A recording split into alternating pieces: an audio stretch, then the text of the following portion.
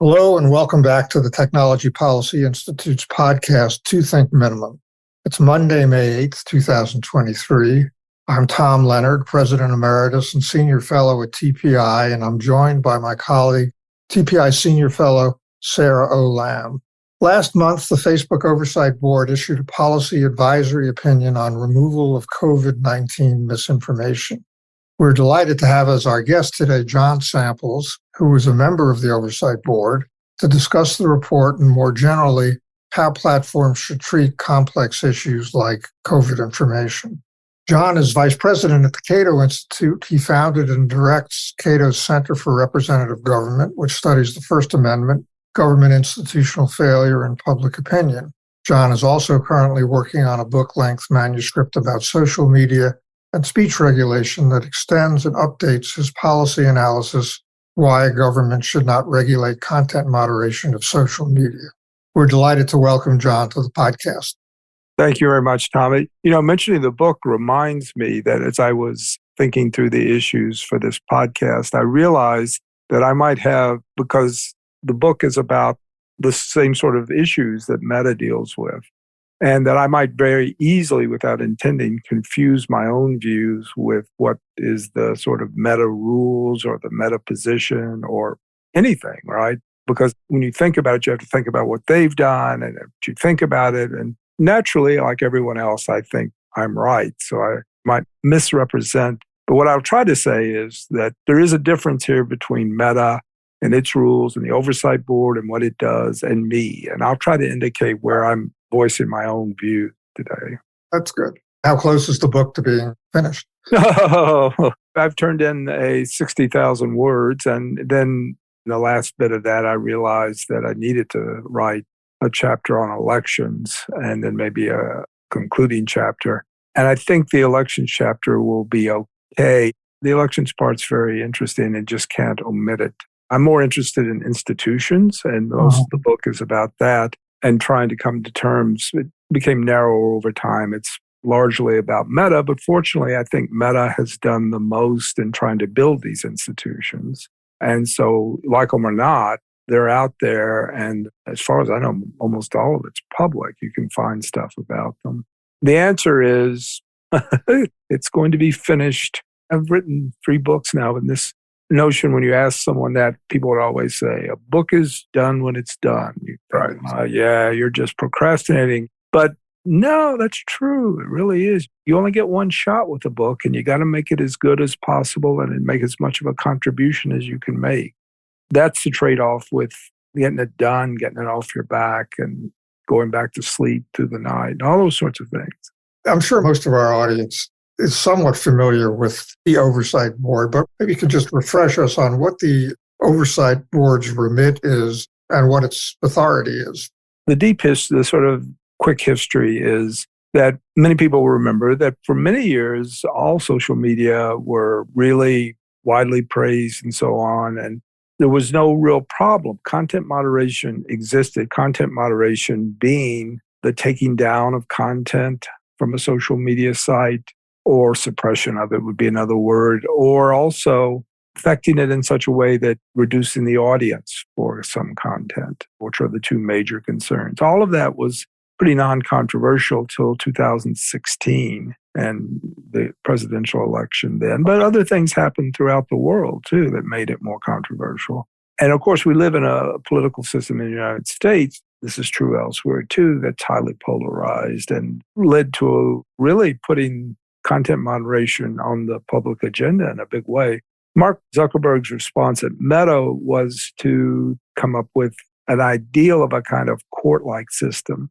Now, Meta began, as far as I can tell, as early as 2008, they were doing content moderation when they were really quite small. But they also began to think about appeals processes very early. And so one of my friends, Kate Klonick, has written the history of this, and they really started looking to find ways for appeals to go forward, and we're developing internal appeals processes throughout the teams. The Oversight Board was, as it were, an inside-outside appeals process. It was inside in that it was created by Meta, but it was an external process because it was charged with being independent. there was also an institutional element to it because you had a group of trustees that were between the oversight board and Meta itself. And also Meta made a financial commitment that was going to continue for up to 6 years. So in that sense, it was an attempt to have a court that would pass judgment on the propriety of Meta's takedown decisions. It's a unique thing in that Meta is a business and has responsibilities to its shareholders, of course. And the interesting thing, I think, for economists, people do corporate governance is in what sense does this independent board fit in that story? And I think it is an attempt actually by Meta to build legitimacy for its content moderation by making it more than about Meta, that it's not just Meta's decisions being made. And then so there's a bunch of other things. Short story is it looks like a court and it's got 20 members, a few more than that now. And he tends to hear decisions and also to make policy recommendations for Meta. You're talking about, I think that most of what the Oversight Board does is act as a court with respect to particular decisions or complaints about things that have been taken down or have not been taken down. But this COVID thing is the policy advisory opinion, so it's a little different than that. So I guess my question is, how frequently does the board do policy advisory opinions? So we've done, this one would be the third, I believe. So the answer is not that often, though I would expect them to grow in number in the future. The one thing I would also say is every case decision looks like a court decision. Somebody wins, someone loses. Meta, usually we say Meta, put that stuff back up, put that content back up. That's the most frequent decision. But during that, the board can also make policy recommendations that grow out of the case. So you have policy recommendations all the time. These are just bringing together an issue. And this one goes 42 pages, and they require a lot of staff time and deliberation on them. And remember also, the other thing to keep in mind is that they involve the entire platform, which is to say 3 billion daily users. So both Meta and the Oversight Board in endorsing these kinds of policy advice have to think about the entire platform. Now, the other thing I would add on both the policy recommendation side with cases and in these kinds of policy advisory documents is that Meta, it's not obligated to carry them out. They are obligated if we say, put that content back up, they have agreed that they will do that. They're not obligated in the same way to do policy recommendations. So it's important that the Oversight Board make the best possible case. And indeed, in terms of what Meta both should do and what's in the best interest of the company, I think. I think if you talk to my colleagues, a lot of us would say the things we recommend to them is really often something the company should want to do and hasn't done for some reason. And we're trying to get them to do that from an outsider perspective. What was the genesis of this particular study? Did Meta ask you to do it?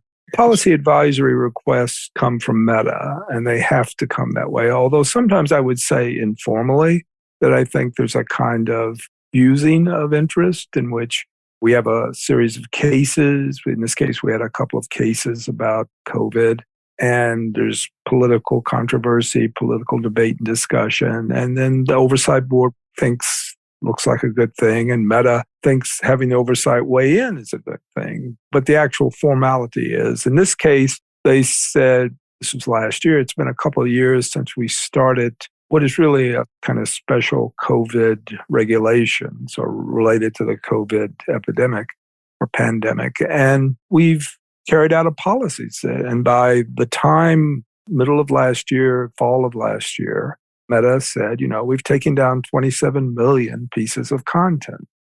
Now the pandemic seems to be lessening. And about a couple weeks after this, President Biden said he thought the pandemic would be over soon. And so the question to the board was, should Meta pull back? Should they change the way they've been going about content moderation in light of the pandemic? And what we did with this PAO is talk about that, but also talk about a number of issues related to Meta's work during the pandemic that I think if you look at American media, you see a lot about what happened and is happening during the pandemic in terms of content moderation on social media across the board.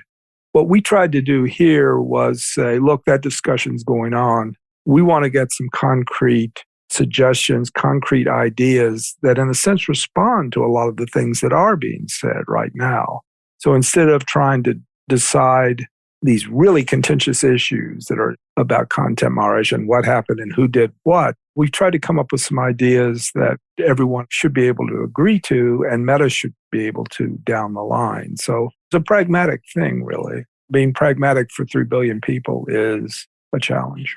What are some of the more prominent or free? Obviously, you said there's 27 million things that you've taken down, but what are some of the most notable examples of the types of things? One of the interesting things that we discovered during this work, and it was really public actually, was that Meta fairly early in the whole undertaking came up with 80 different claims that they said that they would take down on site. Now, I should say that Meta had also come up with a process. The crucial date in all of this was January 30th, 2020, when the World Health Organization declared a global emergency. And by the way, the other crucial date here was last Wednesday when the World Health Organization decided that the emergency had passed. So on that 30th, Meta came up pretty quickly with a threefold test. Is there a global emergency? Yes, there was. Is content false? 2. And number 3, does the content do what was called imminent physical harm? Now, what that meant mostly, first of all, it meant we were telling people to do things that weren't going to work or very extreme things that were wrong. Mostly the general idea is it would make the pandemic go on longer. And of course, by a year into it, it all became pretty much about vaccinations, I think, right? Or at least that was the big new thing. They had these publicized 80 propositions. I looked at these propositions and I didn't feel like, even though I'm not an expert in the field or anything like that, but a lot of them were things like if you take a vaccination, if you get vaccinated, your body will become metallic or your body will become magnetized. There was a lot of like that. The things that we see so often that turned out to be contentious and truly contentious in the sense that they turned out to be right were generally not in those 80 propositions. The one exception that was put up and then taken down was for a period of about, it seems to me, 3 or 4 months in 2021. One of the 80 propositions was that the virus had a human origin, a lab origin. And that indeed was on the list for a while, but they also took it down when it became more open to question. So it was treated initially, I think, as a kind of conspiracy theory or perhaps as a hate speech idea, but it didn't persist. And, we all come from a public choice background, so we expect when the rules get started, they're going to continue forever, no matter what, right? Bayesian updating is not a central idea in public choice. But this case, it seems like they stopped it. And on that point, the lab leak theory, do you think the oversight board was fast enough to take it down? Because a lot of the criticism about the online platforms and misinformation is these hot topics. Time seems to be of the essence. Right. You don't have years to deliberate. Is that something that has come up, the timeliness of action? Sure. In the case of the lab leak, Meta did that on its own. And then typically, I would say the other thing about this is the fact that if we assume, which I have no reason not to assume, that those 80 propositions that were prohibited, they were the only basis for taking stuff down about COVID, then you could contest against the standards. You could go there and say, this is wrong, this is right, or whatever. But yes, it is true, and we're trying to do better in getting more of a rapid response, and we're beginning efforts to do much more on that. The court analogy for the OSB, I think, was part of it in the sense that and the deliberation part was part of it. It takes a while to do these cases. But I think the fact that concerns have been taken to heart and we're going to do better, it's a challenge, though. The lab leak theory and taking it down, I think, brings up a couple of other questions. One is, regardless of whether it's true or not, it's not obvious to me how that information presents a risk of imminent harm one way or the other. I think in that case, my impression was at the time was that there was a great concern about conspiracy theories, and it was labeled as a conspiracy theory. And it was also, as you may recall, at least in public, was thought of as a form of hate speech, which, to be specific in the meta context, it would be making claims about a group of people that, in this case, spreading disease or something like that. So, yes, and perhaps that's one of the reasons it went back up. I think it's also, I should say, it's still not clear whether the lab leak theory, we've heard about several parts of the US government think it's plausible and so on. I mean, one of the problems to me, just to be more general about content moderation, is there's this imminent harm idea, and there's some things that clearly might do that. But you really want to decide for your platform is what kind of things should people be talking about? We don't need to have debates, in a sense. Meta has decided, and it's not pure free speech, but it's still, we don't have debates about whether vaccinations make your body become a giant magnet. But there's lots of stuff that we do need that. And that's the line drawing business that Meta at some point comes involved in. And then the whole thing is immensely complicated by the fact that they don't do it. It's not like reading it in the paper or something. They got to do it for 3 billion people every day. The estimates are 3 million pieces of content have to be dealt with. That 27 million number that they took down during COVID, I mentioned earlier, I did some calculations. That was about 1% of the total content that they dealt with during the 2 years of COVID. The number is huge. But the problem is every day presents another. And this is where I think economists really could shine in talking more about content moderation. Meta has said a lot of it, almost all of it, is done initially at least by algorithm, by machine learning. It has to be. You're dealing with millions and millions daily. And of course, those kinds of algorithms face the trade-off between false positives and false negatives. And this is perhaps still the least understood aspect of all of this, that you have to make a choice. If you decide, for example, this is my supposition, that Meta has, as you might not be surprised to hear, the algorithms, I think, perk up a little bit when they hear the verb kill. And they might actually not worry too much about false positives. I don't know that for sure, but you can see why they might not. They might say, look, there's bunches of words out there where the kill is just metaphoric or whatever, or it's meaningless, or it's just people. But there's a small number of cases where there's a real possibility of something bad happening and Meta getting blamed for it, right? Let's get those. And then this is, of course, the false positive. You got to pay a price in false positives. That is suppressing speech that doesn't deserve to be suppressed. It is a problem from hell in many ways, unless, as it were, the Pareto curve goes outward and the technology can get you to the minimum payment of false positives to get the bad stuff. And then the problem is that looks intentional. And that's why you have an appeals process. And the appeals process can do some of that, but in some ways, humans too are subject to the same problems. Actually, to go back to the timeliness point, a controversy like the lab leaks hypothesis, you need time to unwrap it, actually. So it's after 2 years, it's becoming more obvious that it could have been, it's like a very high probability event. So actually, timeliness and false positives might be kind of the same idea.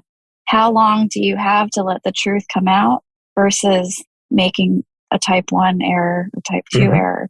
Do you guys have a grid for that? I guess it is that balance. You'd prefer one type of error over another? So I think there's Meta, which has their views. And inevitably, Meta is going to be the most important because the appeals process, we got 1 million appeals the first year. So that appeals process will go on. But mostly appeals, most takedowns or whatever are not going to be appealed. And they have a view of that. Our view is to be set up. It specifically says, our charter says that voice, which is their version of free speech, is the paramount value of Meta and therefore for the oversight board. So in cases of doubt, choose voice, right? It's like, I often think of Chief Justice Roberts said in an opinion something like, in cases of doubt, the censor does not get the benefit of the doubt. And that's, I think, a fair view of our point of what we're doing. if you look at the cases, that's what we're doing. And that's our charge. In this case with COVID, I think we tried to walk that line. One of the issues is the size of the platform, because there were places had not had COVID yet, but might have information issues and things like that. We had an opening there for Meta to actually still continue at some levels to take down content. I do think the actual size of the platform, as I thought more about this and the board worked on this, is a big issue, because there's lots of different contexts, and causing imminent physical harm varies a great deal. And it can vary by region, by country, by whatever. But the other issue here is that Meta was very clear that they want one rule for the entire platform. And they do that because they have to moderate or regulate the platform and its content by machines. That's part of the history too. I mean, it's just the size of the platform, but part of the history was they used to rely mostly on users to complain about stuff. And again, Kate Klonick, I mentioned before, wrote the history about this. She said they found out almost immediately that people sent in all kinds of complaints about content that didn't violate any rules, but they just didn't like. So the human reviewer, as it were, was also that had problems. One rule is what you're going to have, and that's a challenge too, I think. And it was a challenge for this policy advice. The lab leak issue, I think, brings up two issues that I think are more general and which I think are, at least to me, very important and interesting in terms of the whole COVID and other scientific issues. The first is that, I mean, when you read the report, and maybe Meta had no choice about this, but it seems very deferential to the public health establishment, to the WHO and the health agencies, at least in the United States, probably all over the world. But at any rate, as time has gone on throughout the course of the pandemic, the public health establishment has taken somewhat of a hit in terms of its reputation. One can argue whether that's justified or not, but there are serious critics. They're sometimes belittled as being out of the mainstream. But I think serious people think, well, in the United States, serious people think when all is said and done that our approach was not the best in many respects. I guess it brings up the question about how you don't want to have a monopoly of information just provided by the public health agencies or the WHO. And the second issue is this issue that you talk about in one of your recommendations, recommendation 13, state actor request. When I look at the lab leak thing, obviously I don't know, you probably know, it strikes me that there was pressure from the government, at least in the early part of the pandemic, not to give too much credence to the lab leak theory, because that was it's a big deal. And it also cast aspersions on the NIH, which, depending on which day you read the newspapers, did or didn't provide financial support to the Wuhan lab. At any rate, there was politics involved. It wasn't just a matter of facts, right? First of all, I would say I don't know exactly why they restored or stopped taking down lab leak content. I don't know what the internal process was. I do know, I mean, there's actually, this is another example of Meta's public efforts, which is Meta has a sort of engagement process. Now, what that means is that they essentially meet with organized groups, organized interest involved in a policy area. Sometimes it's a country, sometimes a region, sometimes here was to figure out what to do about COVID. That was published by a man named Peter Stern, who's the head of that team.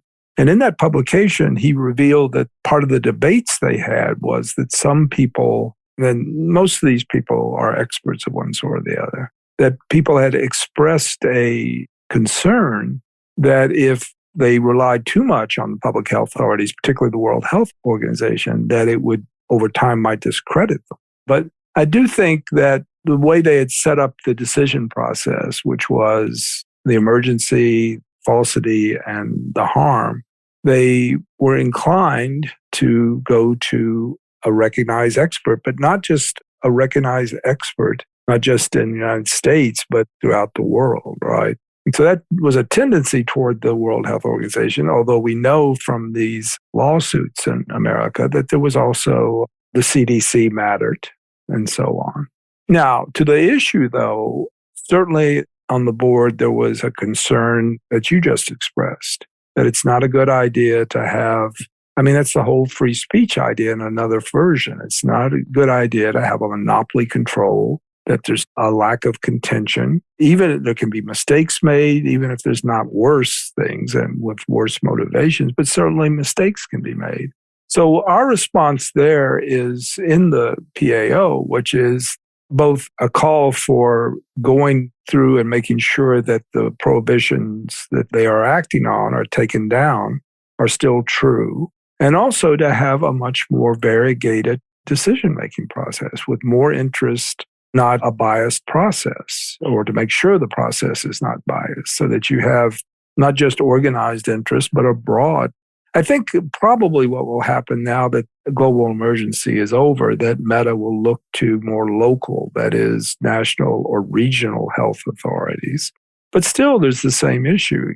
You want a process that's vigorous and filled with debate. And the article I mentioned by Peter Stern does suggest that that happened, but we don't know to what extent. I think there was a concern about just too much concentration of power in itself, even if there are no mistakes are made. Do you want this process over time?